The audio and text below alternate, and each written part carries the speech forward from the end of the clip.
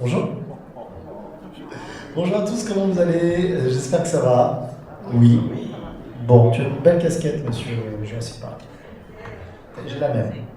T'inquiète, je te la volerai pas. Je t'en fais pas. Par contre, oui, Grégory, attention, tu devrais la cacher, on ne sait jamais.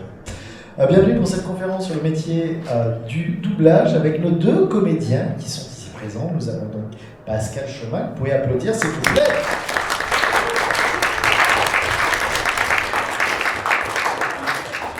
Mais ta veste, Pascal, c'est ta froid. Non, j'ai froid parce qu'il y a un courant d'air qui part là et j'ai peur pour ma voix. Donc voilà, c'est pour ça que je vais. Non, mais c'est vrai. La clim, c'est le truc le plus terrible pour la voix. Voilà. Mais je suis ravie de vous voir. Attends, parce que justement, tu vas pas forcer sur ta voix, on a un micro. Ah oui, c'est vrai. Oui, non, mais là, ça va. Voilà, je suis ravie de vous voir et de partager ce moment avec vous. Voilà. Mais merci Pascal, parce que vous pouvez applaudir notre deuxième comédien, Grégory. Moi j'ai pas froid, moi je me sens très bien, j'avais beaucoup trop chaud et là je suis très bien comme ça, je veux pas que ça change. Vous voyez, c'est ça qui est énervant avec Grégory quand on fait des conférences, c'est que le mec il est obligé de flex dès le début. Il est obligé là comme ça, ouais, pas chaud, moi ça va, moi tranquille. Jaloux. Non mais ouais, il fait froid. Je pense que ton hypothalamus est mort depuis très longtemps. Tu ne ressens aucune chaleur. Tu viens du sud, toi, donc forcément. Mais on est dans le sud là déjà. On est dans le sud là, on n'est pas dans le nord encore. Ouais, mais là on est proche des Pyrénées, tout ça, c'est pas le même sud. Bon, messieurs, dames, on va traiter, donc justement, on va faire cette conférence autour du métier du doublage, puisqu'on a la chance d'avoir deux superbes comédiens avec nous, dont c'est le métier, donc c'est le travail. Et justement, eh bien, ce travail, ce métier, il risque d'être, comment dirais-je, comment on pourrait dire, Pascal, il risque d'être... Flingué ? Flingué, ouais, vraiment, parce que, vous le savez, en ce moment, il y a une énorme problématique.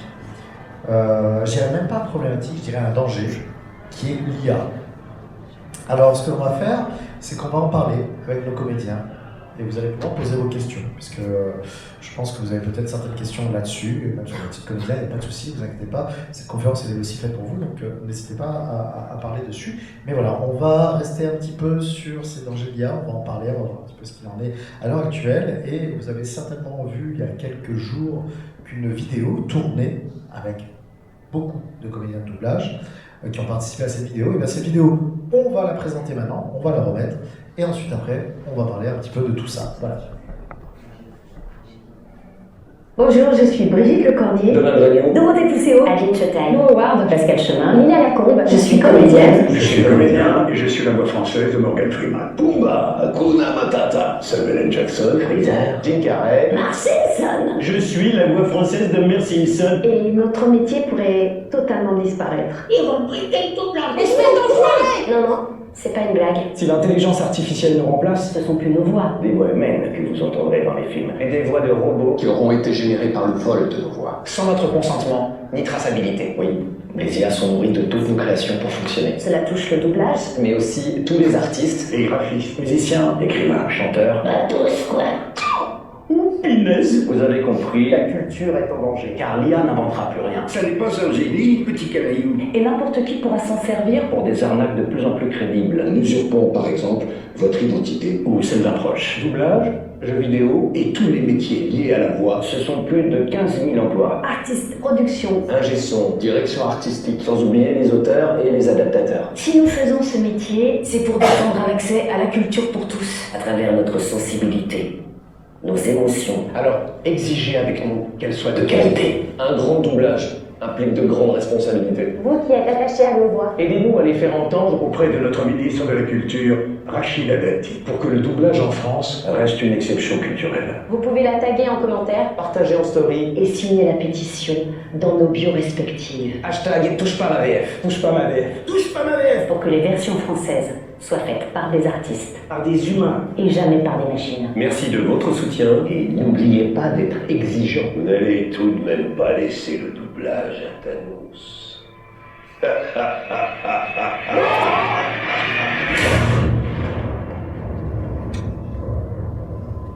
Donc voilà, cette vidéo, vous l'avez peut-être vu tourner sur les réseaux sociaux, même de partout, puisqu'on en a aussi parlé sur BFM, des comédiens qui ont été interviewés par rapport à ça.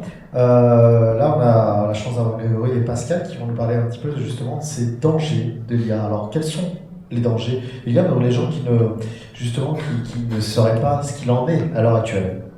Alors moi, avant, je veux dire un truc, parce qu'on l'a passé et tout. Chaque fois, j'ai l'impression, moi je suis très très émue quand je vois tous mes potes et tout, j'ai l'impression que c'est une oraison funèbre. Non, mais voilà, donc il y a un truc, c'est vrai, non, t'as pas cette impression-là, un peu, on se dit, putain, bon, il n'y a pas une oraison funèbre, on fait un métier qui est fun, on s'éclate, on aime ce qu'on fait, on y met tout notre cœur, tout notre amour, tout notre savoir-faire, on alerte les gens, etc.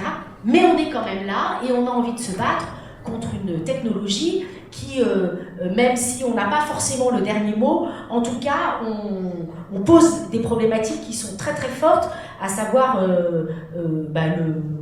le droit intellectuel, la propriété intellectuelle, on parle de ça, hein, de la proposition qu'on peut faire, du droit à la personne, des attributs de la personne, comme la voix, l'image, etc.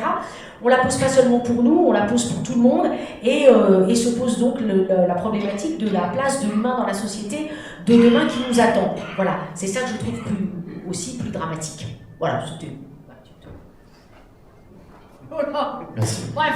Pascal, tu as Mais sinon, c'est un métier fun, fantastique. on peut aussi parler des métiers fun.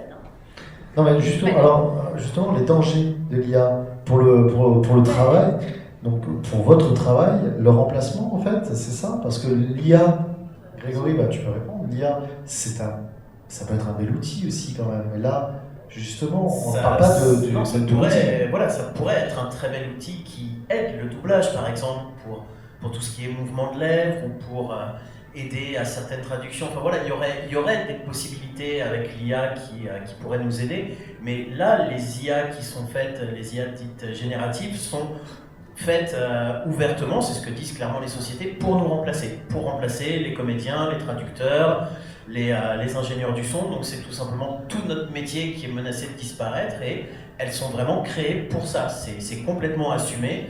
Donc oui, le risque, c'est de nous voir disparaître. Elles sont créées pour ça, pour des questions de coût, et elles sont créées pour ça en se servant pour être les plus performantes possibles. Elles moissonnent dans ce qui existe déjà, c'est-à-dire dans les créations qui ont déjà été faites, certainement pas par une machine, mais en tout cas par des humains. Donc tout ce qui est image, peinture, tableau, photographie, voix, sculpture, texte, ce sont des humains qui les ont fait. L'IA ne crée rien. L'IA prend, donc se pose la question de la propriété intellectuelle, donc déjà il y a une question juridique, elle prend, elle analyse ça, elle met ça elle le digère et elle est capable après de le ressortir. Donc en fait, elle se nourrit de ce que nous, artistes, ou vous tous qui postez des trucs sur les réseaux, de ce que nous faisons, de notre capacité créative, pour ensuite pouvoir la remplacer et donc nous détruire. Donc il y a un vol doublé d'une espèce de flingage. C'est quand même pas beau ça? Ça mérite quand même qu'on s'indigne. Non? Voilà, c'est tout. Peut-être qu'il y aura de très belles choses qui sortiront de l'IA et que ce sera un outil qui sera extrêmement important et efficace pour aider l'humain, pour le remplacer. Je trouve qu'il y a quand même une petite question éthique qui se pose. Mais en tout cas, on peut quand même se poser la question du pourquoi de tout ça, humainement. L'art, philosophiquement, c'est quelque chose qui est créé par les humains pour faire ressentir des émotions aux autres humains. Voilà. Une machine, d'après ce qu'on voyait, la machine ne pourra pas être considérée comme un artiste-interprète. Donc, juridiquement, c'est pas du tout le même statut, etc. Donc, ça pose plein de questions qui pourraient être philosophiques, juridiques, etc. S'ajoute à ça le fait que ça va enlever du travail, ça en donnera peut-être à certains, mais ça enlèvera un travail créatif et artistique à des gens. Voilà, on est en droit de se poser beaucoup de questions. Alors Pascal, moi tout à l'heure tu as parlé de propriété intellectuelle, comment ça fonctionne avec la voix justement?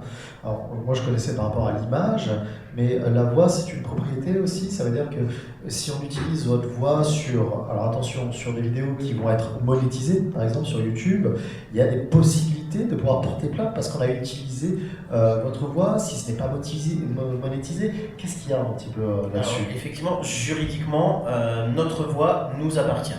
C'est comme l'image, c'est comme des photos de nous, tout ça, on ne peut pas prendre la voix de quelqu'un et l'utiliser comme on veut. Ça reste notre propriété. Donc oui, quelqu'un qui prend notre voix, qui la met sur une vidéo qu'il fait sur TikTok, sur YouTube, tout ça, on va dire pour quelque chose de parodique ou pour s'amuser, bon, on peut le tolérer. On pourrait lui dire non, on aurait le droit de lui dire non, mais on peut le tolérer. Par contre, si c'est monétisé, là, non. Là, on peut porter plainte. C'est, voilà, utiliser notre voix, quelqu'un d'autre qui utilise notre voix pour se faire de l'argent, non. Ça, c'est pas, juridiquement, c'est pas possible. Et puis surtout, tu disais tout à l'heure, Pascal, il y a une autre problématique, c'est que grâce à l'IA, maintenant on peut utiliser vos voix, mais pour vous faire dire tout et n'importe quoi. Oui, ce qu'on appelle les deepfakes, effectivement, les IA permettent, on a beaucoup d'exemples malheureusement, et surtout avec nos collègues, où effectivement des gens prennent la voix un de nos plus gros exemples, c'est Johan Sauveur qui double sur Classroom of the Elite, l'animé, où quelqu'un sur TikTok a repris sa voix et lui a fait dire des choses mais vraiment immondes qu'on ne répétera pas parce que voilà, c'est du interdit au moins de 18 ans, mais il lui a fait dire des choses mais atroces, immondes, avec sa propre voix, et quelqu'un qui ne fait pas attention, qui ne sait pas que c'est de l'IA, va croire que Johan Sauveur a dit ces choses-là qui, pour certains propos, pourraient même être répréhensibles. Et il a même carrément essayé de vendre certaines créations comme ça à des gens. Un truc complètement aberrant. Donc la personne qui a volé la voix de ce comédien se permettait en plus de vendre via un serveur à l'étranger, de vendre la possibilité d'usurper encore plus la voix de ce comédien, et il vendait ça. Donc non seulement il vole la voix du comédien, il lui fait dire des insanités, donc c'est une atteinte à la personne. Il utilise sa voix, la voix est un attribut de la personne, c'est l'article 9 du Code civil, au même titre que l'image. Et en plus, le mec il se fait du blé avec. Chapeau, hein. Et voilà, et ça, c'est tout le temps. On ouvre les réseaux sociaux, c'est tout le temps. Et quand on dit aux gens, vous n'avez pas le droit, donc s'il vous plaît, c'est pas ma vidéo, non mais moi je fais ça pour le fun.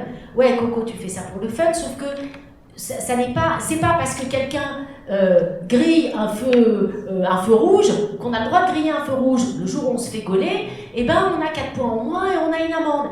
Et ben là c'est pareil, tant que les gens sont pas gaulés, ils s'en foutent, mais c'est interdit. C'est interdit. Et nul n'est censé ignorer la loi. Donc voilà, c'est ça qui est un petit peu, au bout d'un moment, c'est un petit peu agaçant. Et c'est pour ça que j'ai l'air assez virulente aussi, c'est que les gens savent qu'ils sont en tort. Ils disent, ouais, non mais l'IA, elle n'a pas besoin de moi pour ça.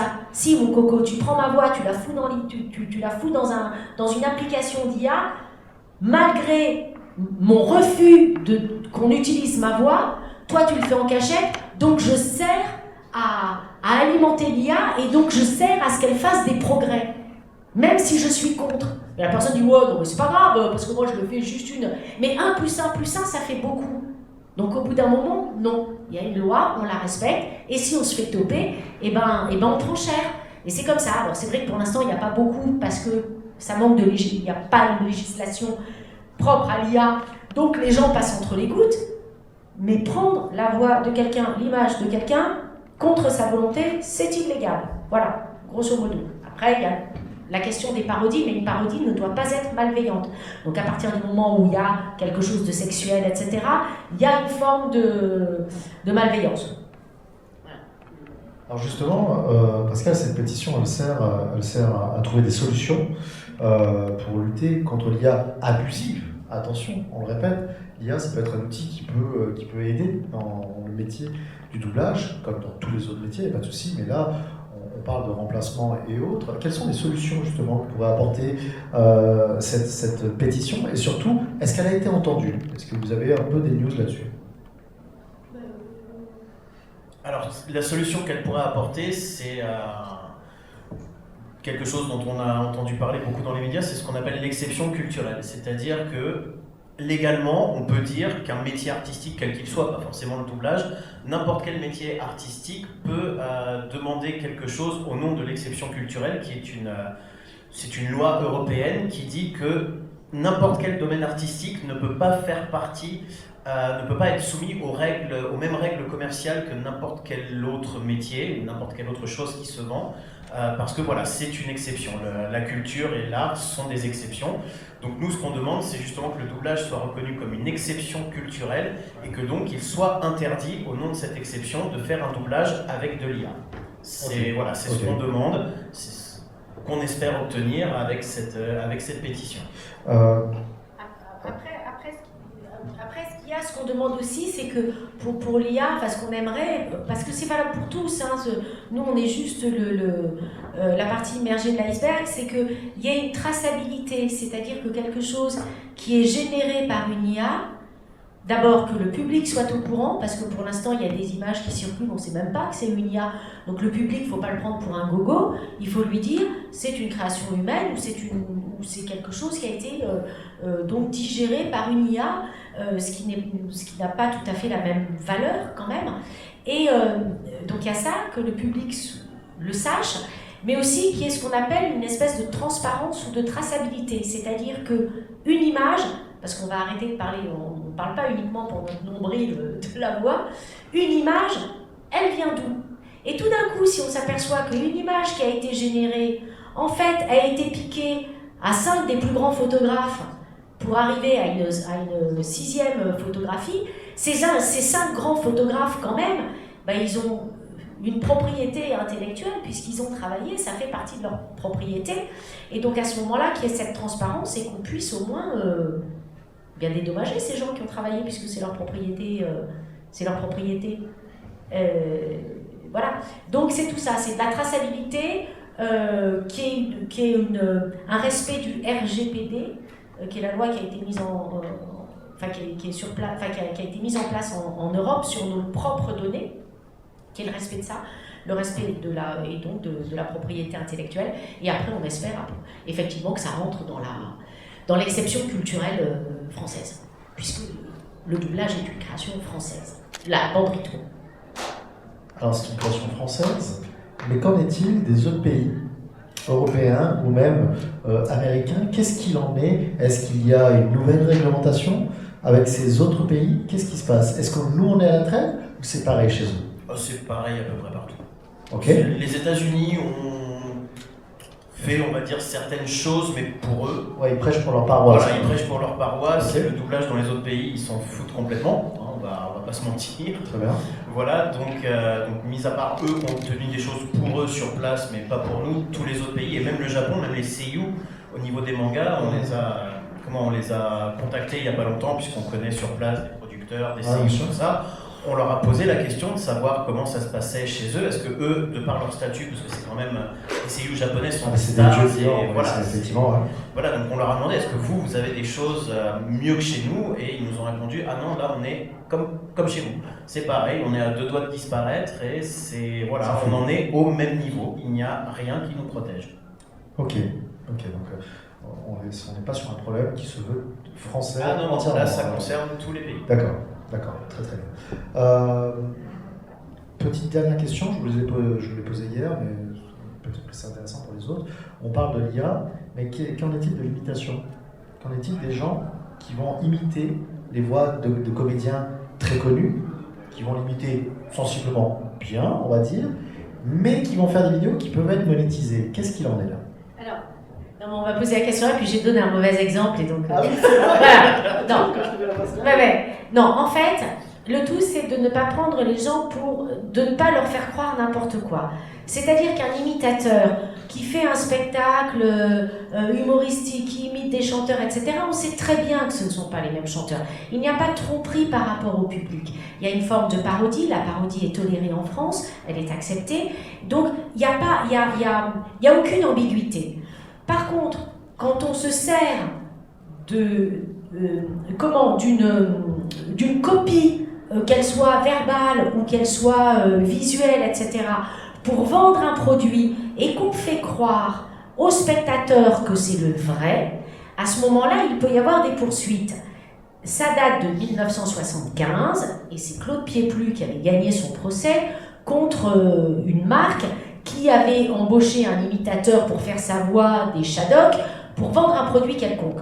Claude Pieplu a estimé que voilà, il y avait tromperie et que donc lui-même s'engageait, sa personne était engagée pour promouvoir ce produit, etc. Donc ça a été, il a gagné son procès. Gérard Depardieu, il y a une marque de chocolat qui avait pris un sosie de Gérard Depardieu pour promouvoir des chocolats. Et autant pour les pâtes, c'est réellement Gérard Depardieu qui a fait la pub de Barilla. Autant pour le chocolat, c'était un sosie. Ça n'était pas expressément dit. La pub a été interdite et il a obtenu réparation. Pareil pour Paul Naref récemment, etc. Donc quand on fait croire au public, quand on lui ment sur la marchandise, et voilà, et qu'on n'a pas concerté la personne à qui appartient l'image, la voix, qu'elle n'a pas donné son accord, cette personne est en droit de dire que, on lui a pris une part de sa personnalité, etc., pour vendre un produit, et donc elle peut attaquer. C'est tout. Mais après, un imitateur ne fait pas croire que... le mec qui chante comme Johnny, il ne fait pas croire qu'il est Johnny maintenant, donc les gens ne sont pas dupes, alors sinon il y a un gros problème. Non mais... Ah, t'étais pas au courant? Déjà. Ok, très bien.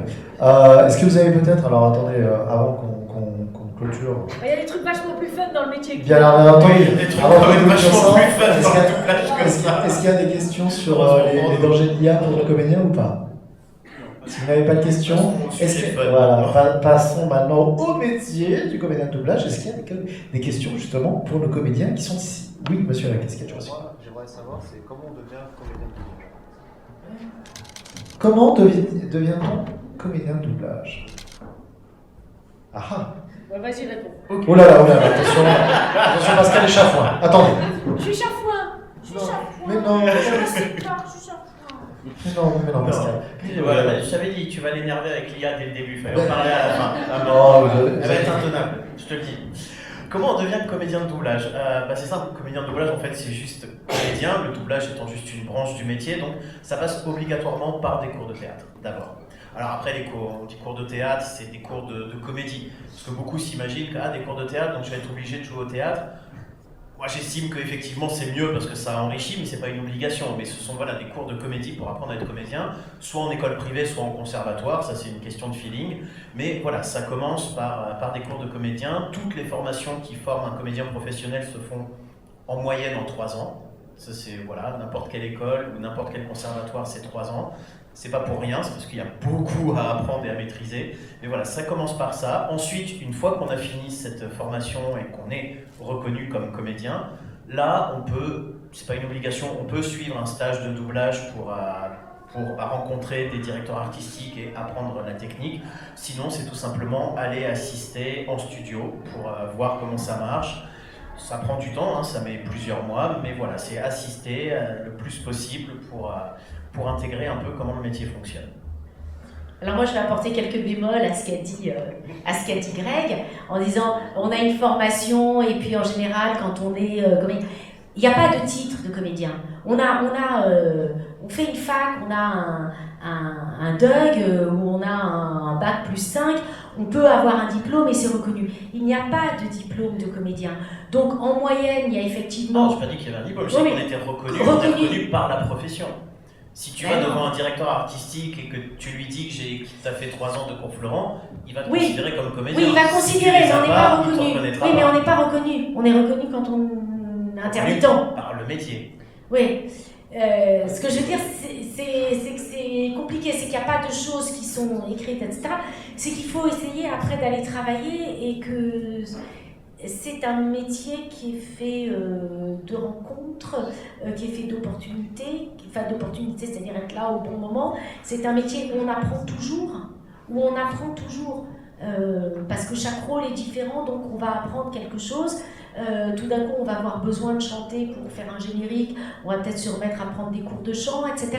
Donc c'est un training aussi. Et le travail qu'on fait est aussi un training, c'est-à-dire que parce que tous les jours on travaille, on continue à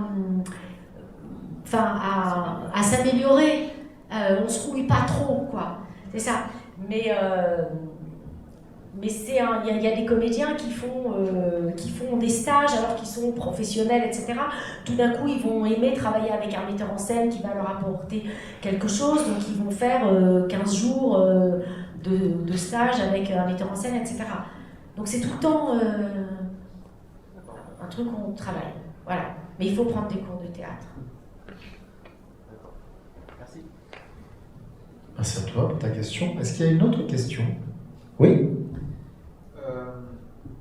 Le doublage existe depuis de nombreuses années, via Claude Pieplu, via Michel Tornade. Oui, certainement. Oui, voilà, Tornade, j'ai le nom. Roger Carrel. Roger Carrel, voilà. Tout ça, ça ne date pas d'hier, ça existe depuis de nombreuses années. 1932. Merci.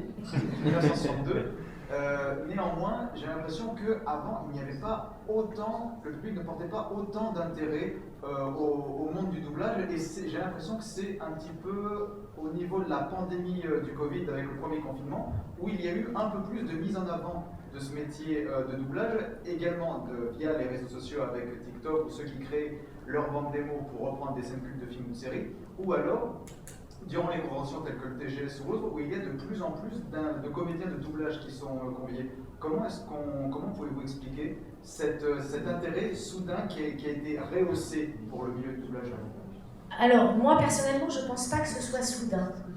Je pense qu'à l'époque, effectivement, des grands noms que tu as pu citer, en tout cas, bien avant les réseaux sociaux, même bien avant Internet, on va dire, il y avait beaucoup moins de communication. Internet, avec notamment les communautés geeks de joueurs et les communautés de manga, ce sont eux qui se sont emparés, je trouve, par rapport au doublage, c'est ce public-là qui, en s'emparant de la toile et en parlant de ça, etc., a mis en avant les comédiens de l'ombre qu'on était.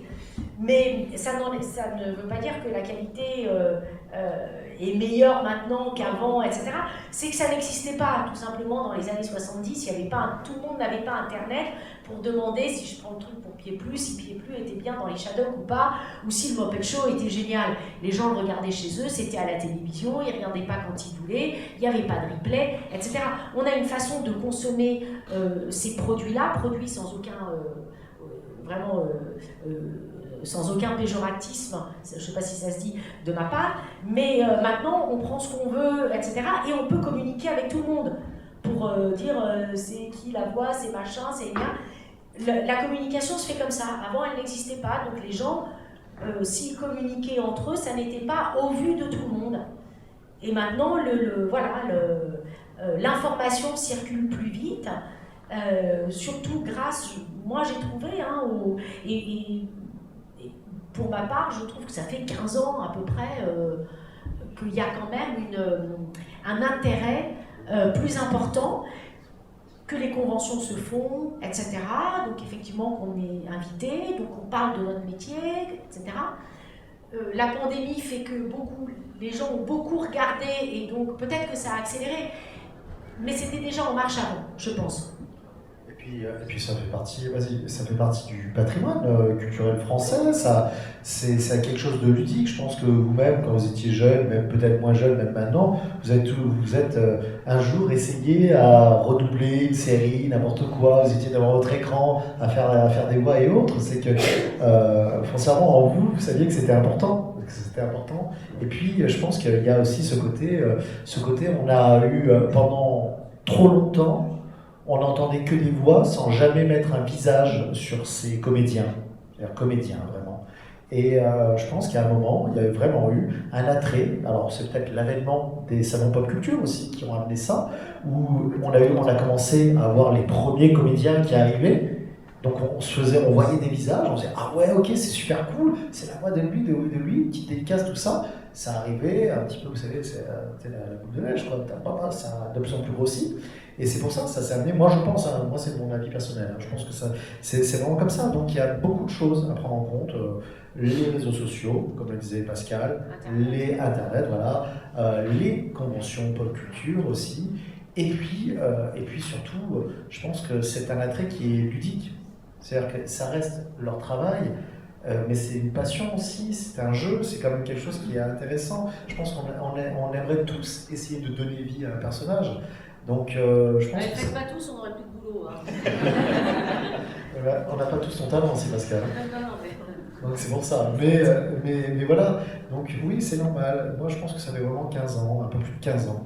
Ouais, je dirais 15 ans aussi. Moi, mon impression, alors pareil, c'est juste une impression que j'ai. Pour moi, c'est effectivement tout d'abord les communautés de fans de manga qui ont commencé à parler de doublage et à parler de nous.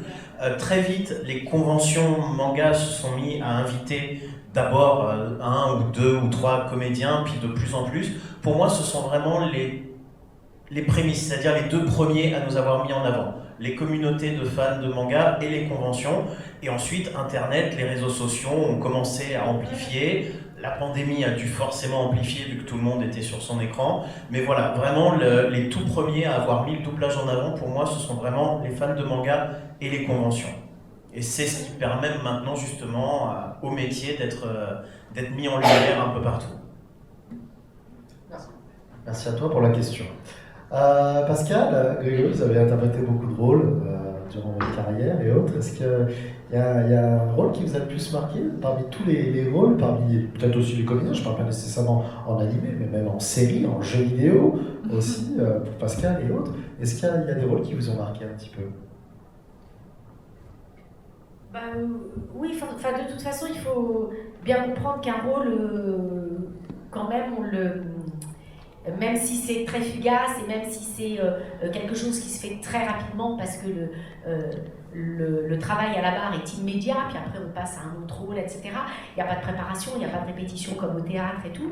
Quand on accompagne un personnage pendant pas mal de temps, sur plusieurs saisons, par exemple, petit à petit, oui, on retrouve ses automatismes, la façon dont on arrive à l'interpréter. Donc, il y a beaucoup de personnages qui sont... qui nous marquent.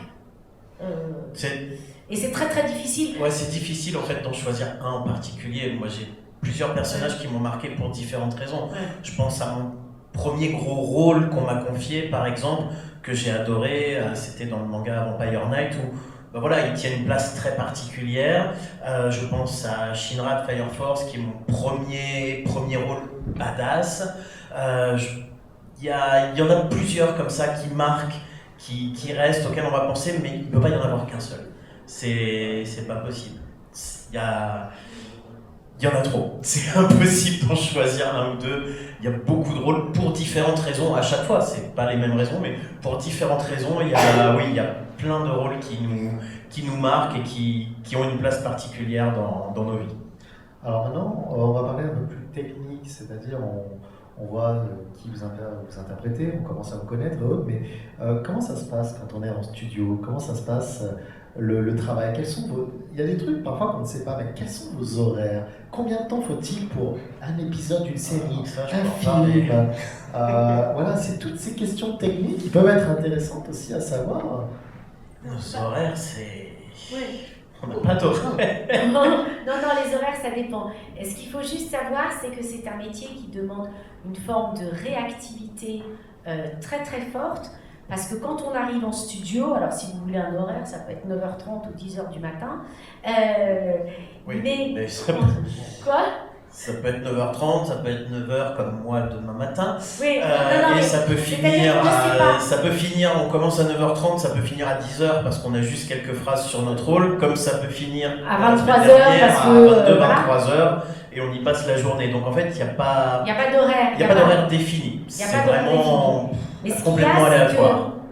Or, une série que l'on fait, etc., ou un personnage pour lequel on a passé un casting et pour lequel on a été choisi, donc on sait qu'on va faire ce personnage-là, Pour d'autres choses, on ne sait pas pourquoi on vient. On nous met, maintenant c'est même plus des...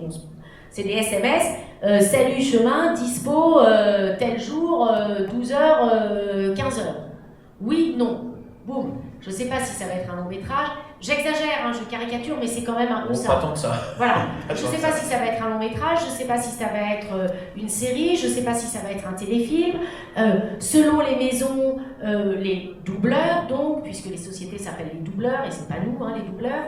Les sociétés, je peux me dire, tiens là, ça va plutôt être de la voice-over, c'est-à-dire que je vais parler sur de l'anglais, et qu'on entend l'anglais en fond. Ça va plutôt être pour du dessin animé, du manga, parce que tel doubleur est spécialisé dans le manga, etc. Mais sinon, on ne sait pas. Et donc, quand on arrive à 9h30 du matin et que tout d'un coup, on doit faire une scène où... ça, c'était l'exemple de Marc Lesseur qui disait « On arrive, on a fini de prendre le café et tout d'un coup, on fait un mec qui vit le drame le plus intense de sa vie à 9h30, qu'on a encore le goût du café et du croissant dans la bouche et qu'on doit être crédible, etc. » Il faut être très réactif et il faut y aller parce que, voilà, money is time, time is money. Et voilà, et c'est le boulot et c'est comme ça. Et on n'est pas préparé et on vous dit t'as perdu ton frère, ta mère, tes frères et tes sœurs, et voilà. Et c'est pas le bonheur, c'est l'angoisse et il faut le faire. Donc voilà, donc il faut pas réfléchir. Donc il y a un truc d'instinct et il y a un truc de jeu. Et c'est en ça quand son instrument est entraîné, on arrive à faire une proposition. C'est pour ça, voilà. Mais c'est assez fou, quand même. Après, la première chose que nous apprenait mon prof de théâtre à chaque nouvelle année, c'est que quand on devient comédien, c'est caricatural, mais c'est un peu vrai, il n'y a pas d'horaire, il n'y a pas de vacances, on n'est pas malade, on n'a pas de famille. C'est-à-dire ce sont 4 choses que le métier, d'une manière générale, de comédien ne tolère pas. Si tu dis « je suis malade », la moitié des directeurs artistiques vont se dire « bon, lui il est malade, alors je vais appeler quelqu'un d'autre », ils vont t'oublier. Si tu dis « je suis en vacances », ok, il veut pas travailler, il y a 300 comédiens derrière qui veulent travailler. Voilà, quand tu es enceinte, et ça on le voit avec toutes les comédiennes qui tombent enceintes, elle va galérer si elle en parle. C'est un truc, c'est voilà, le métier, on va dire en apparence, parce que bien sûr, qu'on prend des vacances, bien sûr qu'on tombe malade, bien sûr qu'on a des familles, qu'on a des amis, qu'on a une vie. Mais en fait, il ne faut pas que le métier... Il ne faut pas que le métier le voit, le ressente, il ne faut pas trop qu'on en parle. Voilà, c'est quelque chose qu'on doit garder pour nous parce que, comme disait mon prof, il y a 300 comédiens derrière qui ont un peu le même timbre de voix que nous, qui ont un peu notre emploi et qui demandent à avoir notre place. Et c'est très facile de se faire dégager. Donc c'est quelque chose qu'on doit garder pour nous, d'une manière générale. Moi, je vais vous raconter une chose, parce qu'il a raison. Il y a quelques temps après la pandémie, j'ai eu un problème pulmonaire. Et donc, je suis allée aux urgences, et je suis restée 5 jours aux urgences. J'ai eu un pneumothorax. Et j'étais emmerdée parce que j'avais 2 jours de studio. Le boulot reprenait, ça avait été un petit peu dur, etc. Donc, j'appelle mes 2 employeurs et je leur dis voilà, je ne peux pas venir parce que j'ai un truc, mais je peux être là lundi. Alors que, voilà, pas d'arrêt de travail, pas de truc, c'est même pas en rêve. Hein. Bon. Et je dis, bien sûr, si je vous demande de ne rien dire. Eh bien, le week-end, quand je suis rentrée chez moi, donc c'est arrivé un mercredi, le dimanche, je suis rentrée chez moi. Dans le week-end, j'ai eu beaucoup, ce serait dégueulasse, j'ai eu 4 ou 5 comédiennes qui, en général, ne m'appelaient jamais, qui quand même voulaient prendre de mes nouvelles pour savoir si ça allait très bien. C'est véridique, hein. C'est véridique. Il y en a une qui m'a remplacée sur un truc, j'avais une petite chose, etc. Mais qui dit, mais j'espère que tu vas bien, etc. Donc des personnes que je n'avais pas vues, qui sont charmantes, que j'aime beaucoup, etc. C'est humain, c'est comme ça, hein, on a tous envie de dégager l'autre. Et voilà, j'avais demandé, non, mais je m'en fous. Non, mais ce que je veux dire, c'est que ça va très très vite. C'est que ça va très vite, même quand on dit soyez discret, parce qu'effectivement, on sait que, voilà. Et moi, bon, alors ça fait rire après coup, mais c'est ça, hein. Ouais, moi j'ai plein d'exemples aussi. L'exemple d'une comédienne, je voulais appeler une comédienne, qui venait d'accoucher, on m'a dit « Ah là là, mais t'es pas au courant, elle est hyper mal, elle a une hémorragie, là, elle a failli y passer, elle est pas capable. » Et du coup, je l'ai appelée, là, pour le coup, pour prendre de ses nouvelles, en disant « Putain, mais on m'a dit que ça s'était hyper mal passé, comment tu vas ?» et tout. Elle me fait « Mais je vais très bien. » Oui, effectivement, j'ai accouché il y a 3 jours, je suis un petit peu fatigué, mais tout s'est très bien passé. Et c'est tout le temps comme ça. C'est moi pour dire à quel point ce sont des choses qui m'inquiètent. Il y a un peu plus d'1 an, je me suis fait opérer, on m'a retiré la vésicule. 2 jours après, alors que le médecin m'avait dit bah là c'est 3 semaines au lit, tu bouges pas et tu te reposes, 2 jours après je me suis traîné en studio avec les points de suture, j'arrivais pas à me tenir debout ni droit, mais je me suis traîné en studio pour aller doubler tellement j'avais peur. Donc je me suis fait défoncer, je me suis fait engueuler, je me suis fait renvoyer chez moi pour me reposer et on a gardé mon rôle, mais voilà, j'étais tellement apeuré à l'idée de me faire remplacer que j'y suis allé 2 jours après mon opération, alors que j'avais pas le droit de bouger. Ça fait partie des réalités de notre métier. Il y a des moments extrêmement fun où on s'éclate, parce que bon, faut pas croire que tout est négatif. On adore notre métier, c'est bien pour ça qu'on le fait, et c'est éclatant. Mais il y a des petites choses à savoir comme ça sur le métier de comédien où il faut être préparé à ça. Voilà, faut en avoir conscience et s'y préparer si on veut le devenir. Bien, merci Corinne, merci Pascal. On peut les applaudir s'il vous plaît. Pascal,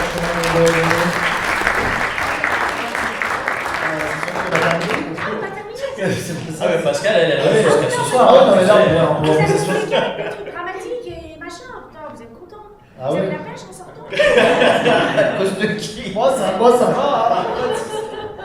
Bon, en tout cas, merci à tous d'avoir participé à cette conférence et n'hésitez pas à venir voir Pascal et Grégory lorsqu'ils seront en dédicace, parce que Pascal est ultra drôle, elle prépare un One Woman Show bientôt. Je peux vous dire que ça va être super style. Alors, n'hésitez pas à venir les voir pour leur poser d'autres questions, si vous en avez d'autres, elles seront de joie d'y répondre, il n'y a aucun problème. Merci beaucoup en tout cas. Merci. Merci à vous.